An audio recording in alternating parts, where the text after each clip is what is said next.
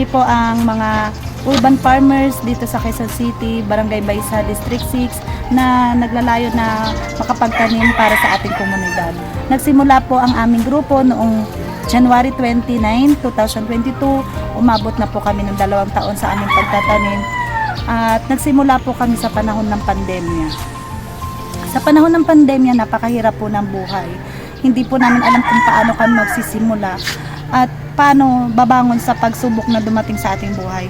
Pero nabigyan po kami ng pagkakataon lalot ng ating Panginoon na bumangon at sa pamamagitan ni Mayor Joy Belmonte, kami po ay nagkaroon ng pagkakataon na makapagtanim. Nabigyan po kami ng mga binhi para magtanim kami sa sari-sarili naming bahay at kahit hindi na po kami pumunta sa mga pamilihan ay kami po ay nagtatanim para maduktungan ng pamumuhay ang pagkain ng aming pamilya bawat isa.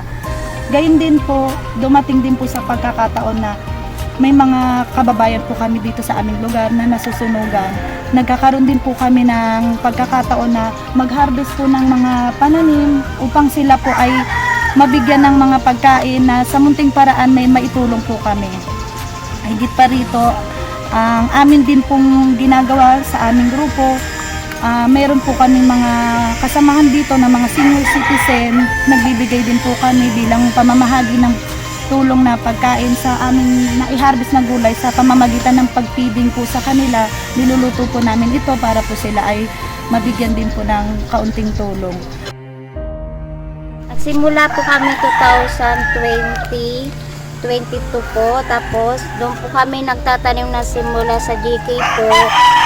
Kukuha po kami ng gulay po, tapos marami din po kaming nagtatanim, mga 15 po. Tapos yung mga nakukuha po namin, binibigay po namin po sa mga kapitbahay namin po. Yung iba po niluluto namin po. Tapos pagka dilig po namin po, kinukuha po namin doon sa ilog. Sa ilog po. Hindi naman po as in pong ilog. Malinis po yung tubig po namin na kinukuha namin po. Galing po sa Maynilad po. Tapos nagaano po kami doon ng lupa, yung pampataba po. Yung po para po maganda po ang anihin po yung mga gulay po.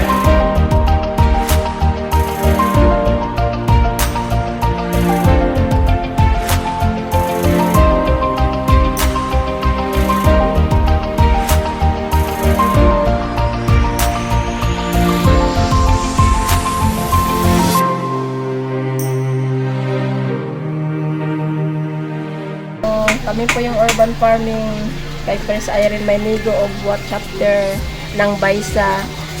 At nagpapasalamat din po kami sa ng urban farming kay Mayor Joy Belmonte na siya po ang nag-aano ng programa ng urban farming. At saka po nagpasalamat din po kami sa Joyop kay Ma'am Tina Perez na siya po ang nag-aano din ng mga garden at ng mga tools.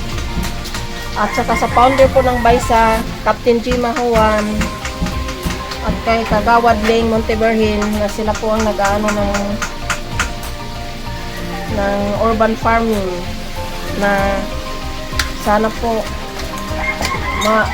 tuloy-tuloy yung namin sa urban farming, pagtatanim. Si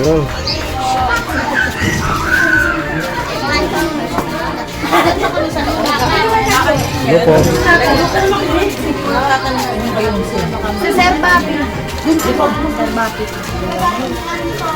Kami po ang grupo ng Fresh Veggies Urban Farming.